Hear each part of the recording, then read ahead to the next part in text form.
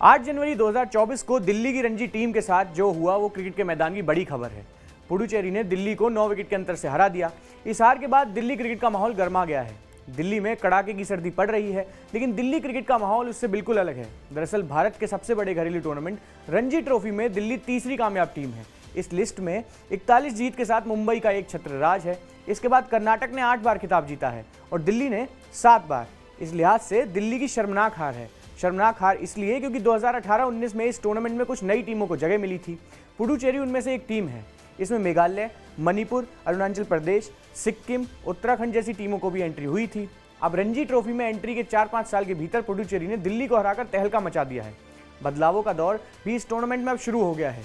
दिल्ली ने कप्तान यश धुल को हटा दिया, लेकिन सवाल यह है कि क्या कप्तान बदलने से सब कुछ ठीक हो जाएगा।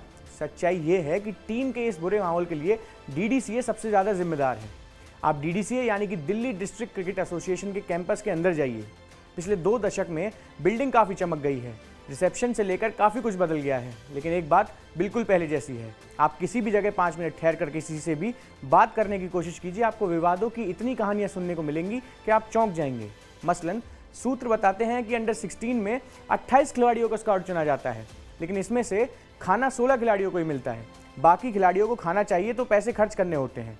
एक टूर्नामेंट के लिए 3 अलग अलग कप्तानों को टीम बनाने के लिए कह दिया जाता है, और तो और एक खिलाड़ी को तो सिलेक्शन कमेटी की मीटिंग के लिए कप्तान की हैसियत से भी बुला लिया जाता है, लेकिन फिर उसे मीटिंग से ही बाहर बिठा दिया जाता है। उसकी जगह कप्तानी किसी और को सौंप दी जाती है। जिस यश धुल को पुडुचेरी के हार के बाद हटाया गया है, सूत्रों के मुताबिक वो कप्तानी में फ्री हैंड ना मिलने की शिकायत लगातार कर रहे थे।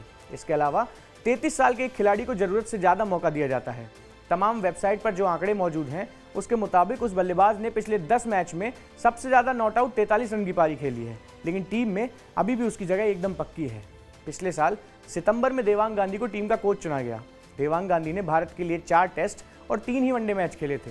देवांग के पास कोचिंग का भी कोई ऐसा बड़ा तजुर्बा नहीं था। इससे पहले अभय शर्मा टीम के कोच थे, जिन्हें खराब प्रदर्शन के बाद हटा दिया गया था। उसी समय मयंक सिधाना को टीम के सिलेक्टर के तौर पर फिर से शामिल किया गया था, जो पहले चीफ सिलेक्टर के साथ झगड़े की वजह से हटाए गए थे।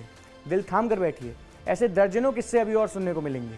ये वही दिल्ली की टीम है जो कभी लांस क्लूजनर जैसे स्टार खिलाड़ी की कोचिंग में खेलती थी। लांस क्लूजनर ने दक्षिण अफ्रीका के लिए 49 टेस्ट और 171 वनडे मैच खेले हैं। कुल मिलाकर कहानी यही है कि दिल्ली की टीम में सिलेक्टर कभी कोच बन जाता है और कोच कभी सिलेक्टर। बताया जाता है कि मदन लाल की अगुवाई में एक कमेटी ने इस तरह के तमाम मुद्दों पर सुधार के लिए एक रिपोर्ट सौंपी थी, लेकिन अभी तक उसमें कुछ भी खास नहीं हो पाया है। डीडीसीए में कहते हैं कि यहाँ हार का भी फायदा होता है। इसके पीछे के गणित को जरा समझिए।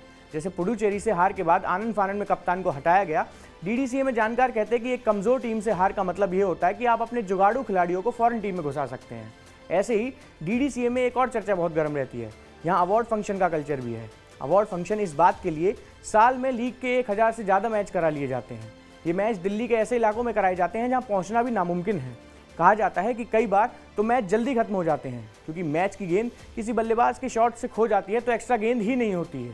डीडीसीए में जिम्मेदारियों को लेकर म्यूजिकल चेयर के खेल पर भी सूत्र बहुत कुछ कहते हैं।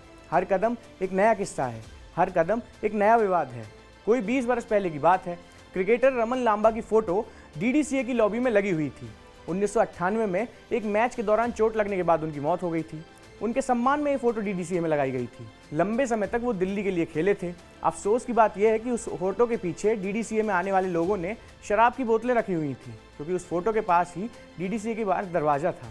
जब चैनलों पर यह खबर चली तो बड़ा बवाल हुआ, तब जाकर उस हिस्से को साफ किया गया था।